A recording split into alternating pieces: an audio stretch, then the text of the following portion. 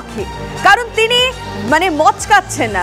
কারণটা হলো ইস্তফা নিয়ে আজকে প্রচুর জলঘোলা হতে চলেছে। দেখুন, কালকে বোঝা গেছিল যে তিনি বলেছেন যে তিনি ইস্তফা দিচ্ছেন, কিন্তু মুখ্যমন্ত্রীর কাছে গিয়ে ইস্তফা দেবেন কিনা এই নিয়ে একটা জটিলতা তৈরি হয়েছে। কিন্তু ইস্তফা দেওয়ার আগে TV9 বাংলা এক্সক্লুসিভ অখিলগিরি কি বললেন, এখন তার মনোভাব কোন জায়গায় রয়েছে, আসুন শোনাই।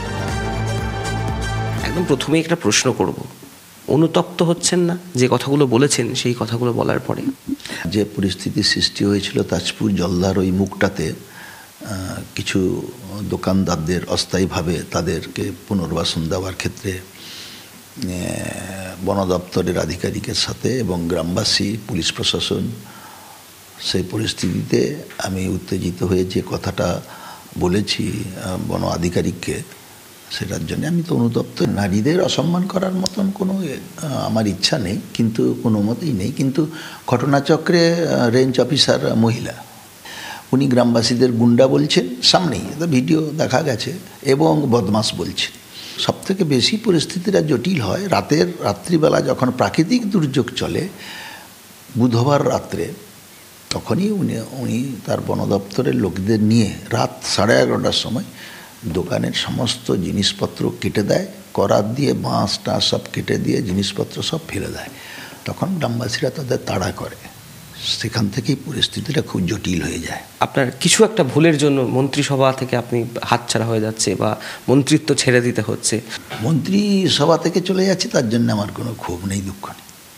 মন্ত্রিত্ব ছেড়ে দিচ্ছি আমার কোনো দুঃখ নেই, কিন্তু আমার দুঃখটা যে আমার নিজের ওই যে কথাটা আমি বলে ফেলেছি উত্তেজনাবশে, তখন এই কথাটার জন্যে আমি অনুতপ্ত। কিন্তু আমি মন্ত্রিসভা থেকে আমাকে দল যখন নির্দেশ দিয়েছে, এবং আমাকে দল এইভাবেই বলেছে যে সুব্রত বক্সী রাজ্য সভাপতি, যে টিভিটা ইলেকট্রনিক্স মিডিয়া সম্পূর্ণভাবে মুখ্যমন্ত্রী সারাদিন ধরে দেখেছেন, তারপরেই তিনি নির্দেশ দিয়েছেন মন্ত্রিসভা থেকে পদত্যাগ করার জন্য।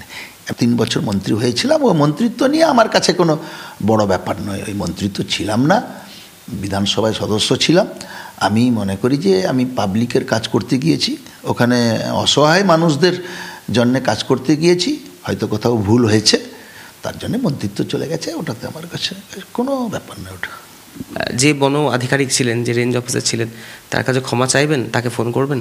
ওটাতে কোনো প্রশ্নই নেই। ক্ষমা ওর কাছে, কোনো আধিকারিকের কাছে ক্ষমা চাওয়ার কোনো প্রশ্নই নেই, সেটা আমি ক্ষমা চাইব না। আমার কথাবার্তা আচরণে মন্ত্রিসভার কোনো কালিমালিপ্ত বা সরকারের উপর কোনো কালিমালিপ্ত এবং আমার দলের উপরে যদি কোনো খারাপ কাজ, সেটা জনগণের কাছে যদি খারাপ লাগে, তার জন্য মুখ্যমন্ত্রীর কাছে আমি ক্ষমা প্রার্থী হয়ে চিঠি লিখছি। ওইভাবেই চিঠিটা লিখছি, মুখ্যমন্ত্রীর কাছে ক্ষমা প্রার্থী।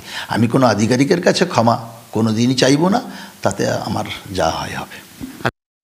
আমরা আপনাদেরকে শোনাচ্ছিলাম এক্সক্লুসিভ TV9 বাংলা ইস্তফা দেওয়ার আগে ঠিক কি বলেছেন অখিলগিরির। এই মুহূর্তে লাইভ আপডেট দিয়ে রাখি, এবারে হস্টেল থেকে বেরিয়েছেন অখিলগিরি। আচ্ছা, বেরোনোর পর কি বললেন TV9 বাংলাকে, শুনুন।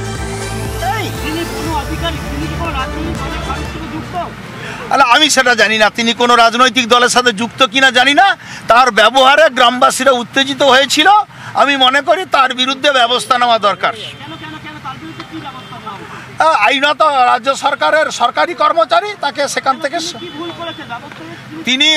তিনি গ্রামবাসীকে গুন্ডা বলেছেন, তিনি গ্রামবাসীকে বদমাস বলেছেন।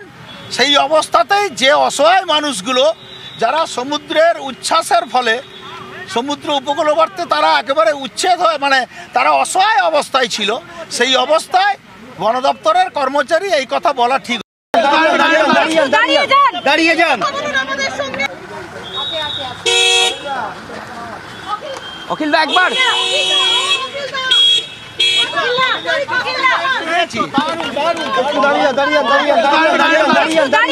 দাঁড়িয়ে যান। অখিল দা একবার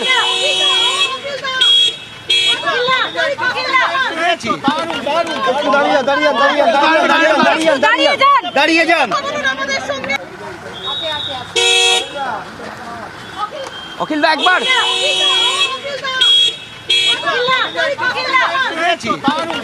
আমরা সরাসরি আমাদের রিপোর্টারের সঙ্গে কথা বলতে চাইবো। অখিলগিরি লাস্ট অব্দি কি বললেন, গাড়ির কাঁচ নামিয়ে কি বলার চেষ্টা করছিলেন অরিত্র?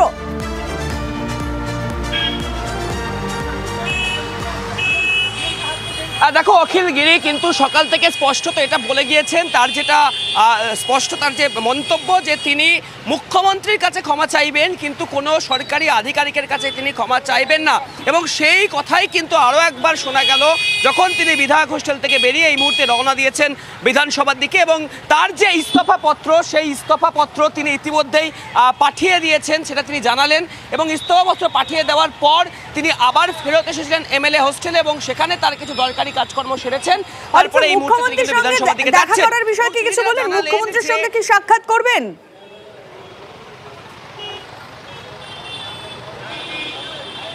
দেখো, একদমই নিশ্চিতভাবে তিনি সকালেও আমাদেরকে অর্থাৎ টিভি9 বাংলাকে এক্সক্লুসিভলি জানিয়েছিলেন যে তিনি মুখ্যমন্ত্রীর সাথে সাক্ষাৎ করবেন। যদি তার মন্তব্যের বা তার এই যে ঘটনা, সেই ঘটনার পরিপ্রেক্ষিতে সরকার বা দল কোনো অস্বস্তিকর পরিস্থিতির মধ্যে পড়ে থাকে, তাহলে সেই জায়গা থেকে দাঁড়িয়ে তিনি মুখ্যমন্ত্রীর কাছে ক্ষমা চেয়ে নেবেন। এবং সেই একই সুর তিনি যখন বিধায়ক যে হোস্টেল এমএলএ হোস্টেল থেকে বেরিয়ে যখন বিধানসভার উদ্দেশ্যে রওনা দিলেন, সেই সময়তেও গাড়ির কাজ নামিয়ে কিন্তু তিনি সেটাই বললেন যে বিধানসভায় তিনি যাচ্ছেন এবং সেখানে মুখ্যমন্ত্রীর সাথে দেখা হবে এবং তিনি মুখ্যমন্ত্রীর সাথে দেখা করে ক্ষমা চেয়ে নেবেন। তার যে সম্পূর্ণ বেশ তুমি এই বিষয়টা ফলো করো অরিত্র, তোমার মাধ্যমে আমরা আপডেট নেব। দেখো, পরতে পরতে সাসপেন্স, পরতে পরতে নতুন নাটক। প্রথমে বিধানসভায় যাচ্ছিলেন না, গাড়ি ঘুরে নিলেন, তারপর আবার গাড়ি ঘুরে এখন যাচ্ছেন বিধানসভায় আজ থাকার কথা রয়েছে মুখ্যমন্ত্রী মমতা বন্দ্যোপাধ্যায়। তার সঙ্গে কি অখিলগিরির দেখা হবে, কথা হবে, জানবো সহকর্মী সৌরভ গুহর কাছ থেকে। সৌরভ, আজ মুখ্যমন্ত্রী মমতা বন্দ্যোপাধ্যায় তিনি রয়েছেন বিধানসভায়, অখিলগিরি এই গোটা নাটকের যিনি মূল চরিত্র তিনি রয়েছেন বিধানসভায়। এরপর বিধানসভায় আর কি কি সাসপেন্স অপেক্ষা করছে?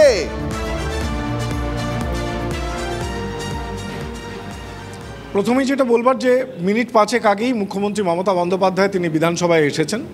অখিলগিরি তিনি বিধানসভায় সকালবেলা বিধানসভার উদ্দেশ্যে রওনা দিয়ে গান্ধী মূর্তির পাদদেশ পর্যন্ত অপেক্ষা করে তারপর তিনি ব্যাক করে গেছিলেন। যেমনটা তিনি ঘনিষ্ঠ মহলে জানিয়েছেন যে মুখ্যমন্ত্রীর হাতেই তিনি তার পদত্যাগপত্র দেবেন এবং ক্ষমা চাইবেন তিনি মুখ্যমন্ত্রীর কাছে, কারণ মুখ্যমন্ত্রীর প্রশাসনের আধিকারিককে তিনি অসম্মান করেছেন বলে অভিযোগ। কিন্তু কোনোভাবেই ওই নির্দিষ্ট যে আধিকারিক, সেই আধিকারিকের কাছে তিনি ক্ষমা চাইবেন না।